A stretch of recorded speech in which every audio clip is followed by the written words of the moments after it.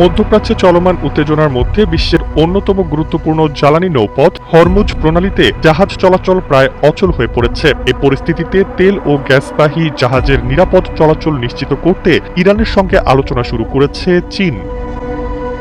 কূটনৈতিক সূত্রের তথ্য অনুযায়ী চীন চাইছে তাদের তেলবাহী জাহাজ এবং কাতার থেকে তরলীকৃত প্রাকৃতিক গ্যাস বহনকারী জাহাজগুলো যেন নির্বিঘ্নে হরমুজ প্রণালী অতিক্রম করতে পারে, কারণ চীনের জ্বালানি সরবরাহের বড় অংশই মধ্যপ্রাচ্যের ওপর নির্ভরশীল এবং দেশটির প্রায় ৪৫% তেল এই প্রণালী দিয়েই আসে।